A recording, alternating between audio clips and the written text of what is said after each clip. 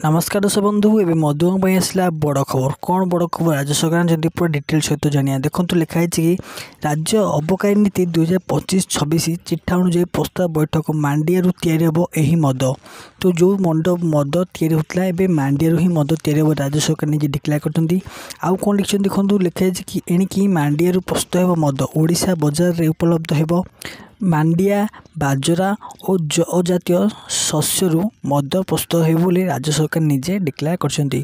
आ कौन लिखाई ना राज्य सरकार एभली एक प्रस्ताव उपरे चिंता करुछंती। आज अबकारी नीति 2025-26 चिठा बैठक यह आकलन करछंती कि एही मांडिया एबे मद तैयारी हो बोली। आ कौन कमेंट तरफ आसी देखो लिखाई किंतु एही खबर सामाजिक गणमाध्यम रे बेस चर्चार प्रसंग पलटिछि। राज्य में निशार निवारण आंदोलन करुवा विभिन्न संगठन सरकार को यह प्रस्ताव को निर्देश देते कौन देती ना यही अबकारी नीति 2025-26 प्रणयन पर चिठा प्रस्तुत उपरे अंशीवादी मानकर मतामत संग्रह करी बैठक आज करछंती।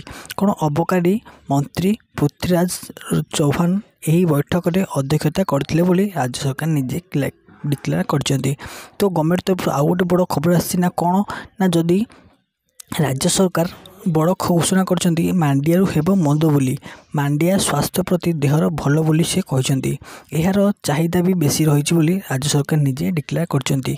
तो खूब शीघ्र ए नहीं राज्य शिल्प विभाग सह आलोचना हो बोली मांडिया बाजरा भली शस्यरू मद तैयारी कराजियो बोली राज्य सरकार निजे डिक्लेयर करछंती। तो आपण मानक वीडियो किपरि लागला कमेंट रे निश्चय जणाई चैनल को नुआ आसले सब्सक्राइब निश्चित करी। रहउची जय जगन्नाथ।